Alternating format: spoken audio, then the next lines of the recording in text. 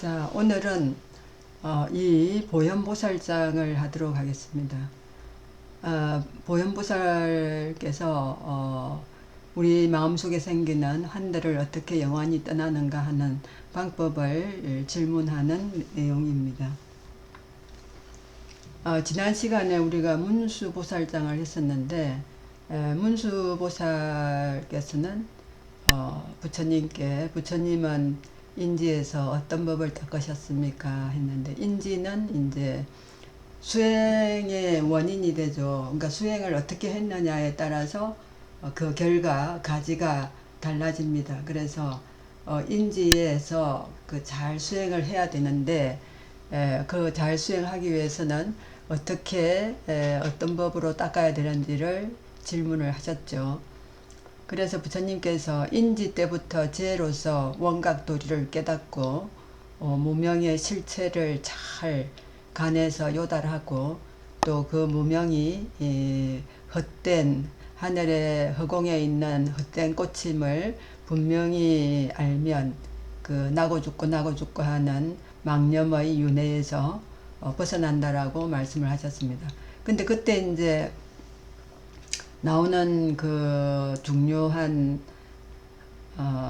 단어들이 이제 원각이라는 건데, 원각은 우리가 그 부처님이 그 불교에서 제1로 치는 대성교리를 깨달은 것, 열애를 깨달은 것을 말하는데, 또 원돈이라는 말씀도 하셨습니다. 원돈은 돈이 이제 점진적으로 수행을 하면서 깨닫는 것이 아니라 수행하는 순간, 어느 순간에 아주 단번에 배란간 깨닫는 것이죠. 원만하게 통함을 배란간 깨닫게 되는 것이죠. 그래서 그것을 돈오라고 합니다. 돈오. 배란간 깨닫는다 또는 언하대오를 해서 대성의 깊고 묘한 교리를 듣는 것이 언하죠.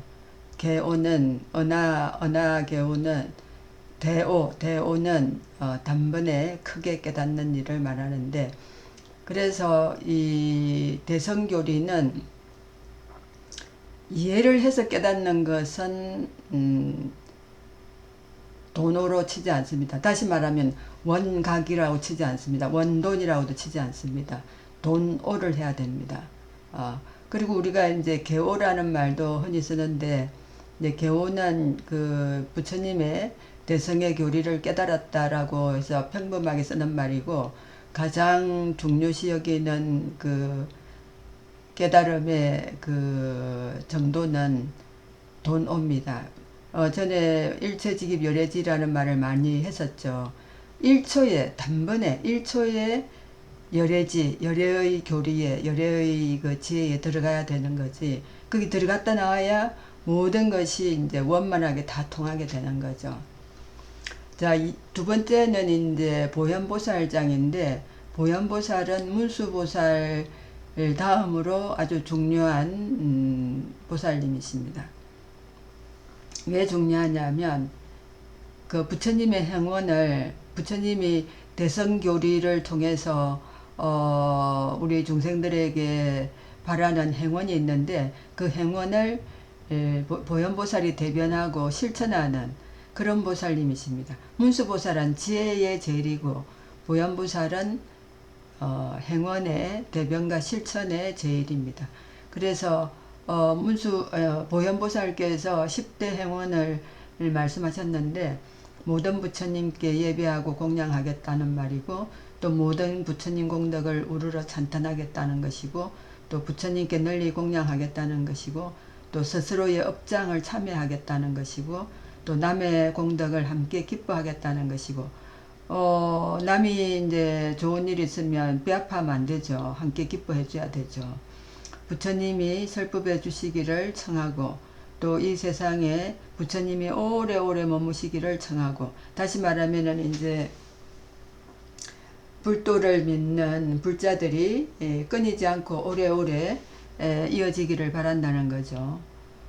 그리고 항상 부처님을 따라 배우고, 항상 중생들에게 순응하고, 또 지은 모든 공덕을 보현보살께서 지은 모든功德을 모든 중생에게 돌려주겠다는 겁니다. 이게 보현보살의 10대 행운입니다. 그리고 보현보살은 이제 우리가 지난번에 그 능엄경 했을 때 보면 이식 마음으로 들어서 깨닫는다고 했죠. 그래서 시방의 많은 부처님들이 제자들을 가르칠 때 보현현을 닦으라고 하시는데, 저는 마음으로 듣는 방법으로서 중생들의 지견을 분별해서 어떤 중생이라도 불도의 교리를 실천하고자 하는 보현행을 행하는 자가 있으면 코끼리를 타고 100억의 몸으로, 그러니까 뭐 그런 중생들이 이 지구상에 어디에 있든지 간에 자기의 분신으로 코끼리를 타고 가서 돕겠다는 거죠. 그래서 문수보살은 사자를 타고 다니고 또 보현보살께서는 코끼리를 타고 다니는데 연꽃을 들고 다니신답니다. 그래서 이제 보현보살께서 부처님께 예배를 올리고 질문을 합니다. 세존이시여, 이 법회에 참여한 보살들과 말세의 일체 중생 가운데 대성을 닦고자 하는 이들이 이 원각의 청정한 경계에 대해 듣고 어떻게 수행해야 합니까? 만일 저 중생이 환과 같음을 아는 이라면 몸과 마음 또한 한이라는 것을 알 것입니다. 그럼 우리의 몸도 실체가 없고 마음도 실체가 없고, 그래서 내 몸이 뭐 편해야 된다, 내 마음이 편해야 된다, 내 마음이 뭐 기뻐야 된다, 남들은 어떻게 되든지 말든지 그런 것이 아니라는 거죠. 그러면 어떻게 환으로서 환을 닦아라고 할 수 있겠나이까? 만일 환성들이 모두 다 사라지면 마음까지도 없을 터이니 누가 수행을 하며 어떻게 다시 환과 같음을 닦아라고 할 수 있겠나이까? 그러니까 이게 중생들이 조금 몰라서, 잘 몰라서 이렇게 묻고 저렇게 묻고 하는 것을 보현보살께서 다 대신해서 물어보시는 거죠. 만일 중생들이 애초부터 수행을 하지 않으면 저 생사 속에서 환이 나타낸 것들 가운데 항상 머물게 되어 그 자리가 환과 같은 경계임을 결코 알지 못할 것인데, 그렇죠. 맨날 망상이 일어나서, 망념이 일어나서, 일어났다가 없어졌다가 안 되지 하다가 또 이랬으면 좋겠다 저랬으면 좋겠다 하는 생각이 또 다 나죠. 그래서 그렇게 전부 다 한인데, 그런 한가운데서 항상 머물러 있다면, 그죠? 그것이 환과 같은 경계임을 알지 못할 것인데, 그와 같은 망상심으로 어떻게 해탈할 수 있겠나이까? 해탈하기가 힘들죠. 그래서 오체투지로 다시 간청해서 이제 방편을 차례로 닦고 익혀야 할지, 그 중생들이 환들을 영원히 떠날 수 있겠나이까? 어떻게 해야 이제 닦고 익혀서 중생들이 그런 환들을 떠날 수 있겠나이까 하고 질문을 이제 했습니다.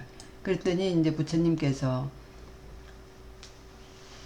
훌륭하구나, 착하고 훌륭하구나. 너희가 보살들과 말세의 일체 중생을 위해 보살이 여한삼매를 닦아 익히는 방편과 순수가 무엇인지를 질문하여 중생들로 하여금 환들을 떠날 수 있게 하는구나.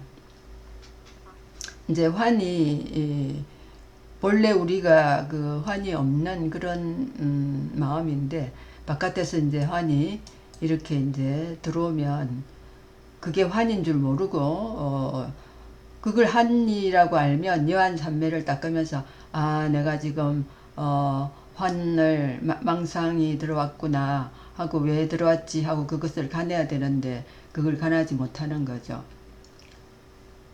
마땅히 너희를 위해서라리라. 일체 중생에게 나타나는 갖가지 환은 모두 열애의 원각 묘심에서 생겨난 것이니, 그러니까 이게 이제 다 우리의 열애장 속에서 생겨난 것이라는 거죠.